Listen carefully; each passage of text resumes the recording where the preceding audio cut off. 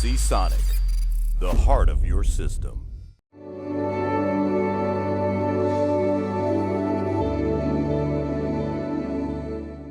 Alright guys, Dominic here for KitGuru, and today we are back with another pre-built system review. This model here is from Cyberpower and it is called the Ultra 7 RTX. So the core spec of this system is a Ryzen 7 2700X, an RTX 2070 graphics card, and alongside that we have 16GB of DDR4 memory, which is running at 2400 MHz, and that is also connected to the MSI B450-A Pro motherboard. In terms of storage, we have a 250GB NVMe SSD, and there's also a 2TB hard drive.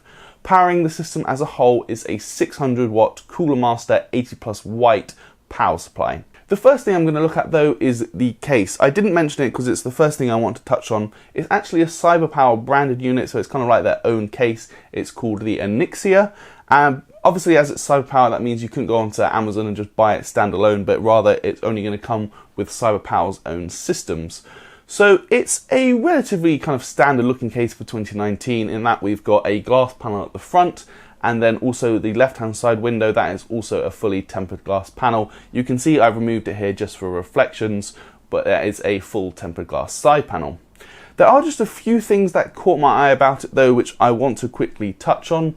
And the first is related to that glass front panel, and essentially it doesn't look like there's very much space for the actual fans to breathe. So there's two intake fans at the front, 220mm fans, and by my measurements there's only a 4mm gap between the actual glass on the front panel and then the steel chassis itself. So that's really not a lot of space at all for the fans to actually breathe.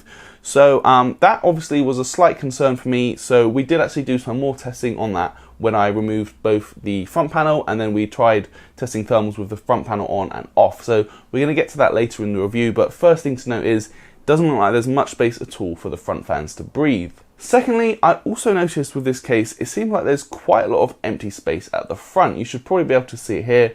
I'll put some close-ups if not. But essentially what there is, in this case, there's actually space kind of just to the right of the motherboard. There's actually space for two extra fans or a all-in-one liquid cooler, which you could put and then they'd be facing you directly.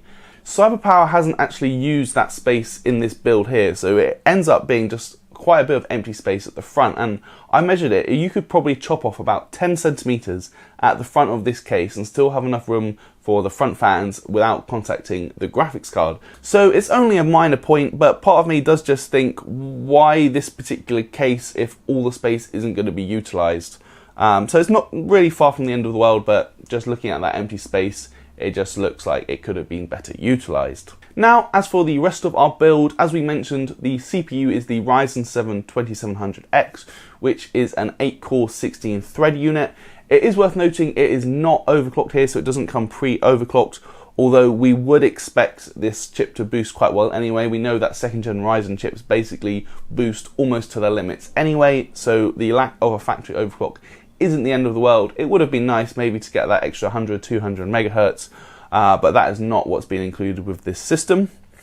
More interesting to me though is the memory which sits alongside it. So Cyberpower's gone with 16GB, which is a good capacity for a system like this. However, they're only running at 2400 MHz speed. That for me was kind of another little red flag. I was thinking, we all know that Ryzen actually scales really well. The faster memory you go, the better the performance tends to be, just because of the way the Infinity fabric works. It scales really well with faster memory. So I was thinking 2400 MHz, it's not the fastest. You can upgrade this to 3200 MHz via Cyberpower's own website. They've got a little configurator if you want to go and actually buy the system. So an upgrade from this 2400 MHz kit to a 3200 MHz kit, that'll only cost you £17, which based on the standalone prices for RAM that I've seen, seems about right. That being said, I just do think that 3200 MHz RAM really should be included by default. It's a £1,349 system. And bearing in mind what we know about Ryzen and memory speeds, I think the smart move would have gone for the faster kit by default. Just below that, we come to our graphics card, which as we mentioned is an RTX 2070. This particular model is from MSI and it's their Armor 8G card. I actually reviewed this one back last year, I think it was October or November, for the launch of RTX 2070. It's one of the MSRP cards, so it's definitely kind of the cheaper. It's probably actually one of the cheapest RTX 2070s you'll be able to find. So it's definitely all about bang for buck. There's not loads of features. It's not especially well built, but it is a dual fan cooler, and in my testing it ran pretty cool, and it also should reach decent clock speeds as well.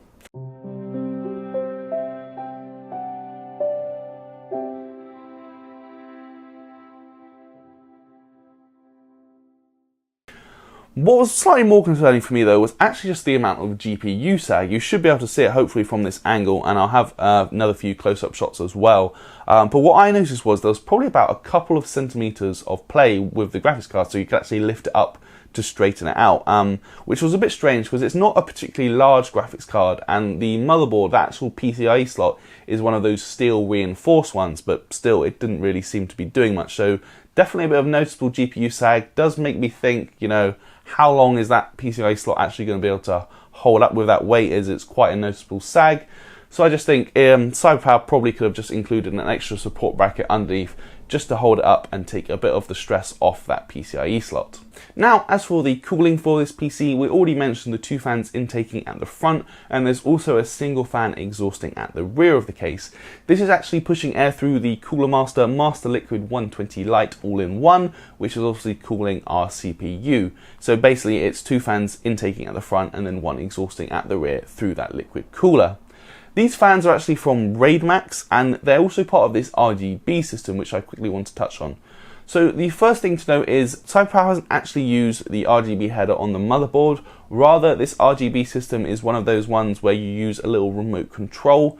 For me, that's not my favorite, because I think if you've got the Rgb header on the motherboard, you might as well use it. And secondly, if you have a remote control, what happens when you lose that? I suppose you may be able to buy another one, but it's definitely just one more thing to worry about.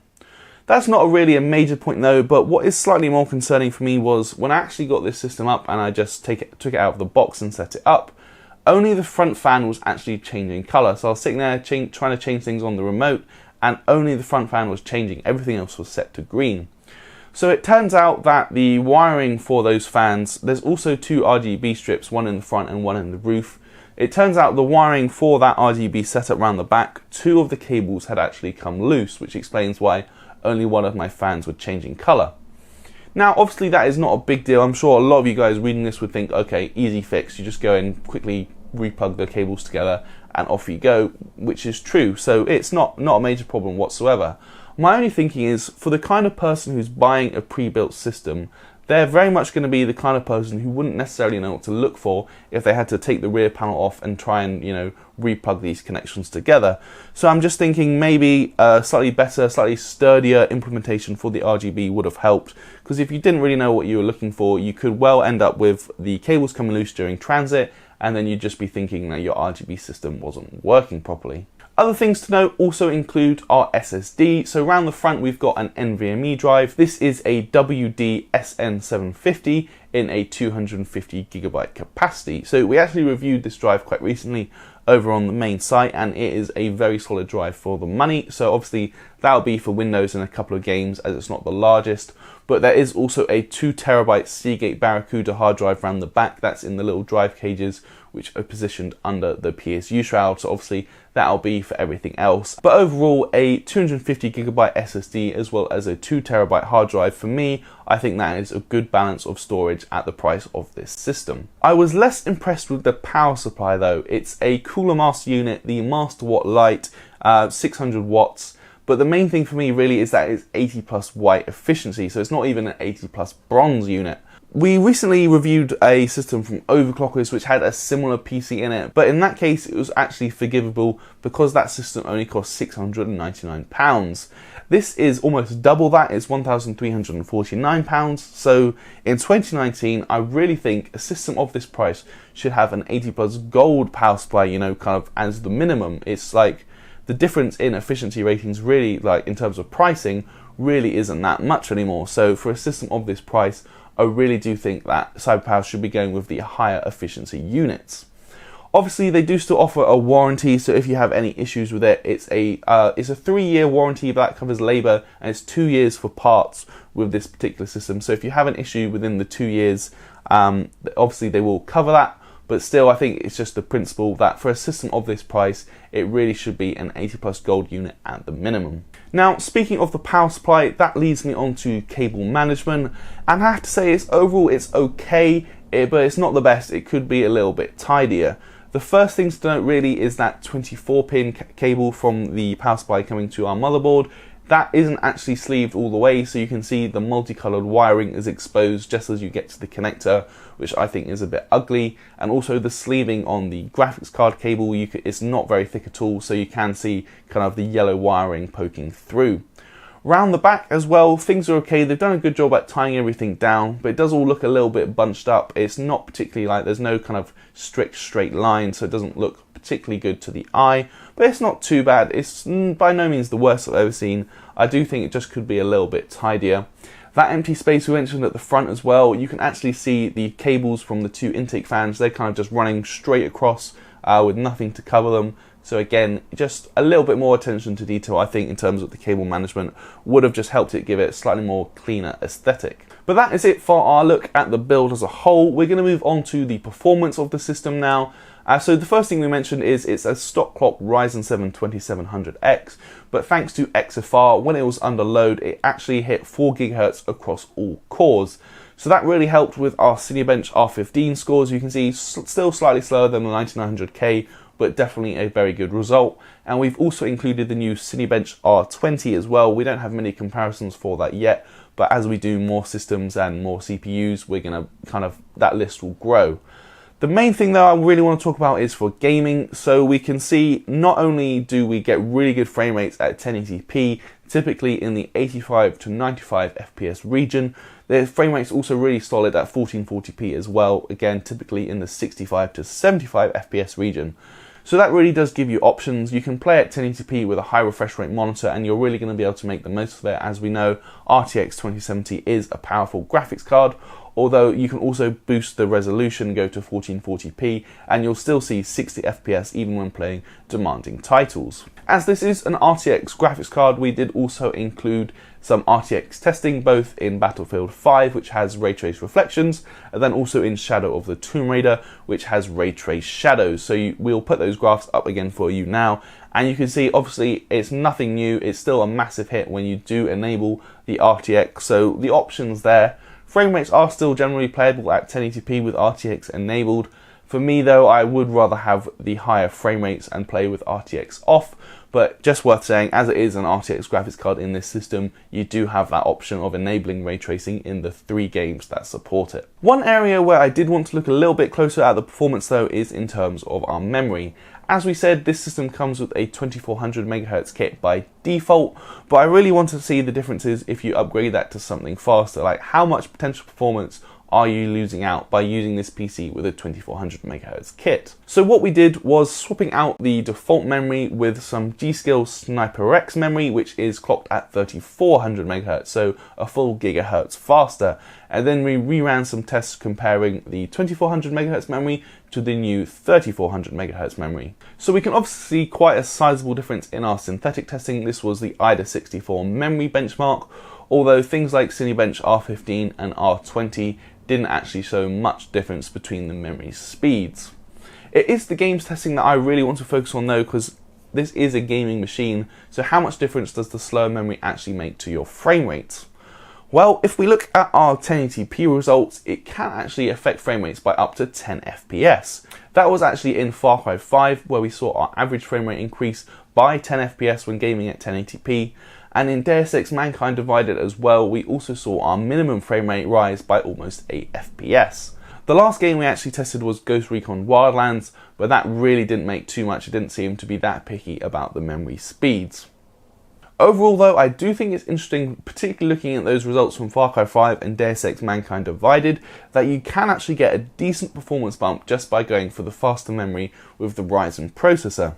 Now, to be clear, I'm not saying I don't think this system should be coming with 3400 MHz memory by default. If you actually look at the pricing, the jump from 2400 MHz to 3400 MHz is actually, quite large, and in my opinion, it would be unreasonable for a system of this price. What this testing does show, however, is just the amount of performance you're actually missing out on based on the fact that Cyberpower has gone for the 2400 MHz RAM. Like I said, on their website, you can actually upgrade to 3200 MHz for an extra £17, and that would actually win you back a fair chunk of performance. For me, at a system of this price, I really do think that should be the kind of the base configuration, because we have showed with our testing that with 2400 MHz RAM, you're not getting the best out of the Ryzen processor due to the way the Infinity fabric works. So for just an extra £17, I really think Cyberpower should be making that upgrade to 3200 MHz RAM. That really should be the default configuration. If we move on to look at our thermal testing now, this was another area where we did a bit more testing than we would usually. Like I mentioned, we actually tested with both the front panel off and then the front panel on, just to see how much kind of the minimal breathing room at the front, how much that actually affects temperatures. And actually, in fairness, I was relatively surprised. It does make a difference, but I wouldn't say it was massive. Generally, it was between 3 and 5 degrees cooler. The CPU and GPU, that is, were running 3 to 5 degrees cooler with the front panel off. Even then though, with the front panel on, our CPU still wasn't reaching 80 degrees when stressed, and actually when gaming, it wasn't even reaching 60 degrees, which is a good result. And our GPU as well didn't top 70 degrees once. So actually, the thermals do improve when you take off the front glass panel, so maybe if it was a mesh front panel there, that would definitely help things, but it is not like a catastrophic temperature increase when the front panel goes back on. So in fairness, I don't think it's really that fair to criticize it too heavily. We would see a small benefit to a mesh front panel, for instance, but overall the temperatures as is are pretty decent. Noise levels though were actually really impressive with the Ultra 7 RTX. When it's idling, it does produce a slight hum. It's, barely audible, but you can just about hear it. But the thing that really got me was when you actually start running games or you start stressing it in either 64, it hardly gets any louder. Like, it will get slightly louder and you'll still just be able to hear it. But really, for a system like this, it is actually probably one of the quietest I've tested over the last couple of years. So for me, that is probably the most impressive thing about this system as a whole. Lastly, if we just touch on power consumption now, the system as a whole barely pulls 300 watts from the wall. So that means that the power supply is operating at basically 50% load. That does mean we will get peak efficiency numbers from the power supply itself. Like we said though, it's any 80 plus watt, and I do think it should be higher, which would obviously increase the efficiency levels. But for this particular unit, 300 watts isn't going to cause it any problems. So if we begin to wrap up this review of the Cyberpower Ultra 7 RTX, I think the one thing I want to be clear about is this isn't a bad system. The Ryzen 7 2700X and the RTX 2070 are good components, they complement each other nicely, and generally it is a well balanced system. That being said though, for £1,349, I do just feel this system doesn't really do anything special, and there was just probably a few too many small kind of niggling little issues which I mentioned earlier, which kind of just leave me feeling like it's just kind of a little bit lackluster for the price that it is asking. The main two issues are definitely the RAM and also the power supply. I really think Cyberpower should be going for a faster memory kit by default. As we know, Ryzen does scale well with faster memory, and at a system of this price, we really would be expecting a lot better than an 80 plus watt power supply. So those would be the two main issues, probably the first two things I'd fix with this system. But then there also seem to be kind of like a few smaller issues which kind of just all added up. Like, none of them taken on their own would have been, that significant. But when you add them all together, it's the things like the GPU sagging, the kind of lackluster cable management, the RGB system not working fully out of the box, and then you've also got kind of the dead space at the front of the case. It's all these kind of little things which just add up and kind of just leave me feeling like, okay, it's a decent system, it performs well for the money, but it just needs a little bit more thought overall. And if it had a bit more care, like with the cable management, if they've added in an extra support bracket for the GPU, and then we hadn't had those exposed cables, for instance, the multicolored cables, which are quite ugly. It's just small little fixes like that, which just give it a better overall impression. So that is pretty much it for this review, guys. Like I said, it's a decent system overall. I just feel that Cyberpower needs to take a little bit more care, just give it a little bit more thought as to the small things, as they can add up and just take away from the overall impression of this system. So I'm Dominic 4K Guru. This has been my review of the Cyberpower Ultra 7 RTX. If you like this video, give us a thumbs up. Also leave me a comment below. Let me know what you think about the system. What kind of things would you guys change with it? I'd really love to hear your thoughts. If you haven't subscribed already, please do and hit that notification bell. We're going to have a lot more reviews coming for you soon. I know I've got a few more graphics cards to get back to. I've taken off the last couple of weeks looking at these pre-built systems, but obviously more graphics cards coming soon. Another thing to mention as well, you guys will probably have noticed this lovely t-shirt. This is actually part of our new Kit Guru merch. So this particular one is obviously kind of this like blueprint system look. I think it looks really cool. So you can actually buy these down below. That will help and support us. Obviously you get a really nice t-shirt as well, but we've got all sorts of things, including hoodies, mugs, all sorts of things. So merch will be down below as well. But that's it for me, guys. I'm Dominic 4K Guru, and I'll see you in the next video.